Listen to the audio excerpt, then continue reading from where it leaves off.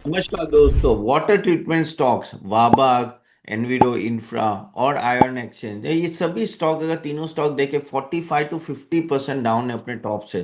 तो क्या एक सही लेवल है इन्वेस्ट करने का? चले देखते हैं डिटेल में और पूरा डिटेल में समझते, फंडामेंटली समझते कि क्या प्रॉब्लम चल रही है इन सब कंपनीज में और यहाँ जाके क्या आगे होना चाहिए जिसके वजह से ये स्टॉक ऊपर जाएंगे और इस लेवल पे आपको क्या करना चाहिए। आगे जाने से पहले गाइस, अगर आपने हमारे टेलीग्राम ग्रुप अभी तक ज्वाइन नहीं किया है तो प्लीज ज्वाइन कीजिएगा। वहाँ हम लोग सभी शेयर डिटेल शेयर करते हैं, स्टॉक रिलेटेड और sector related.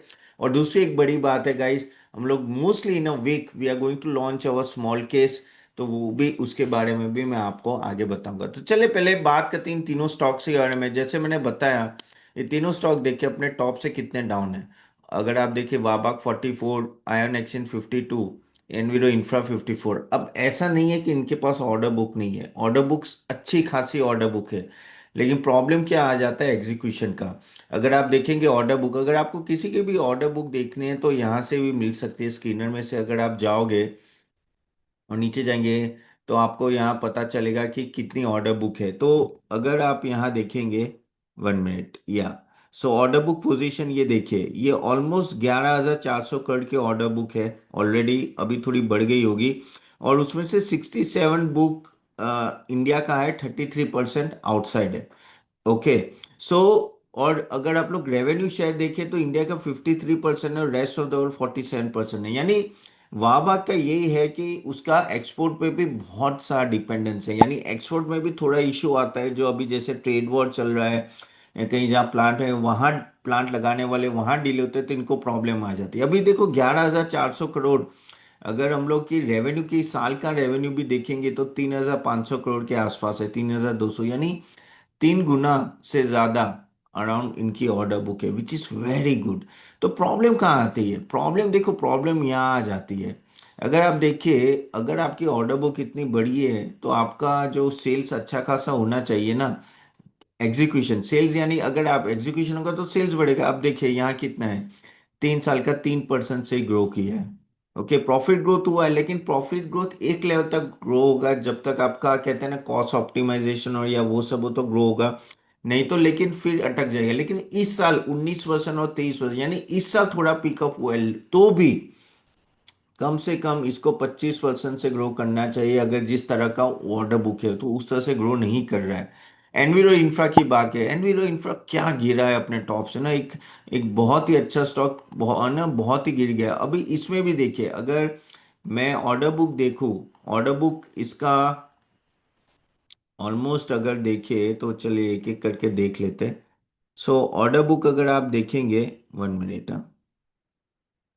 So execution projects और 1 मिनट, ये थोड़ा मुझे सॉरी, ये tender success rate and all that, अभी मैंने देखा था यहाँ ऑर्डर बुक, सॉरी मैं यहाँ देख नहीं पा रहा हूँ। एग्जीक्यूटिव प्रोजेक्ट्स यहाँ दिख रहे हैं, ऑर्डर बुक नहीं दिख रहे। चले कोई बात नहीं, कि ऑर्डर बुक इनकी भी जितना मुझे याद है उतना 2.5 गुना से ज़्यादा है। ओके, इवन अगर मैं आयरन एक्सचेंज की भी बात करूँ उसका भी ऑलमोस्ट 2-2.5 टाइम्स है ऑर्डर बुक। अभी ऑर्डर बुक की अगर, तो ऑर्डर बुक अच्छा है, लेकिन प्रॉब्लम यहाँ वो नहीं है, यहाँ प्रॉब्लम हो रहा है कैश कन्वर्जन का। क्योंकि अगर इसका सेल्स देखें आप, तो इसका टीटीएम सेल्स 28%, प्रॉफिट ग्रोथ भी 46%, तो क्यों गिर रहा है? इसका one of the main reason है, आप देखेंगे इसका जो वर्किंग कैपिटल, आप देखिए क्या हो रहा है।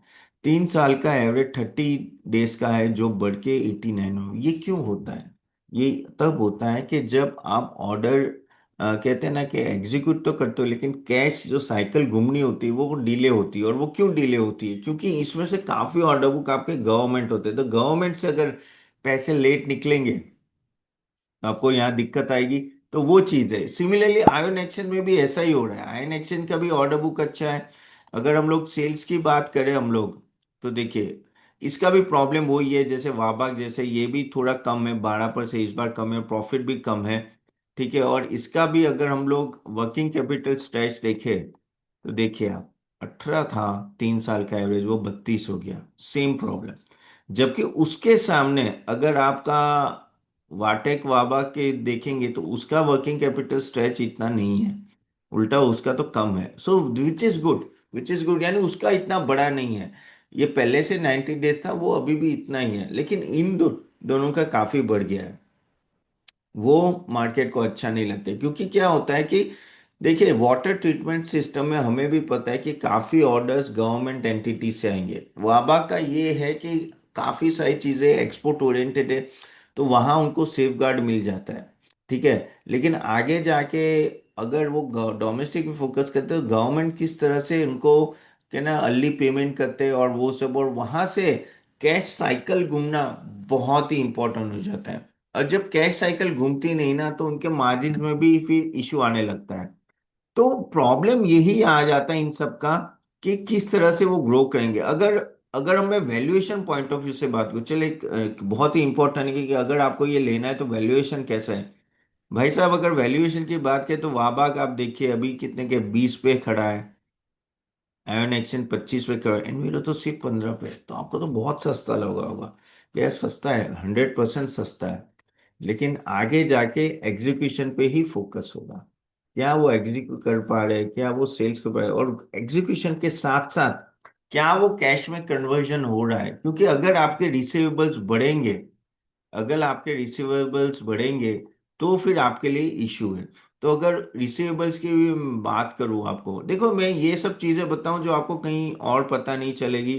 1 मिनट, हाँ, 1 minute.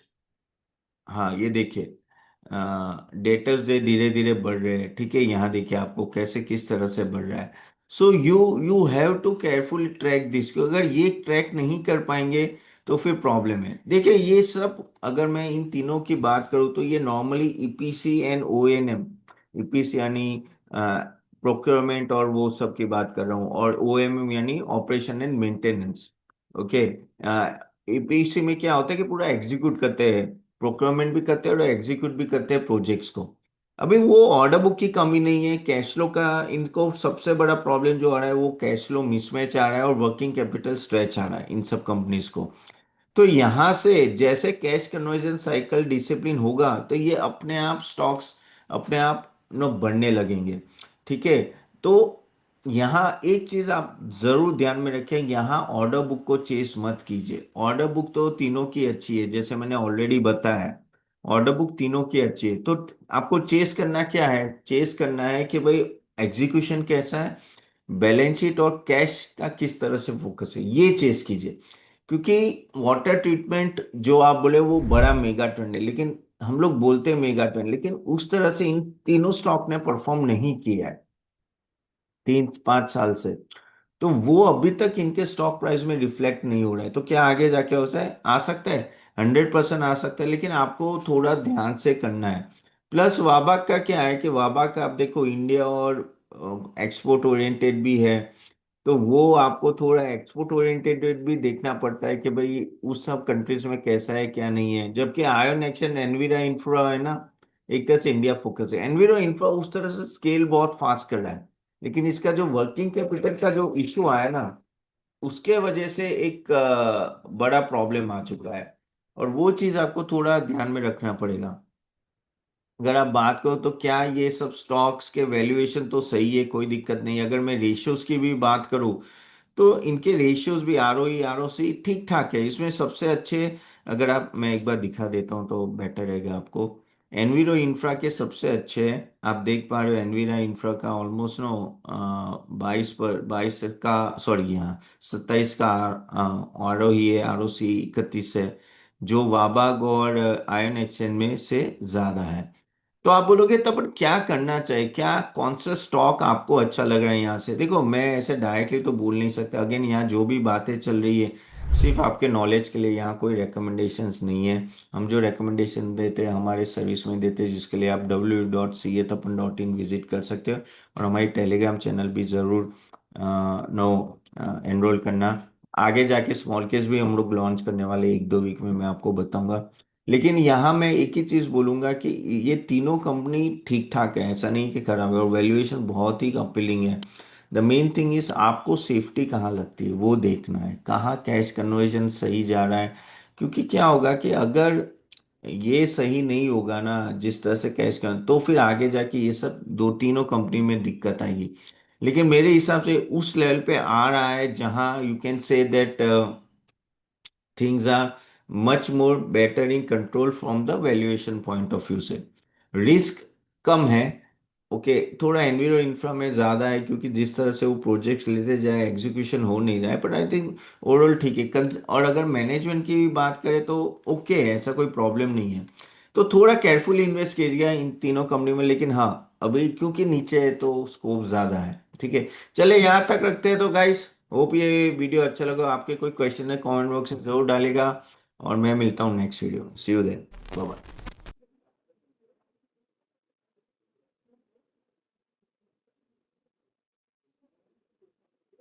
Investment in market securities is subject to market risk.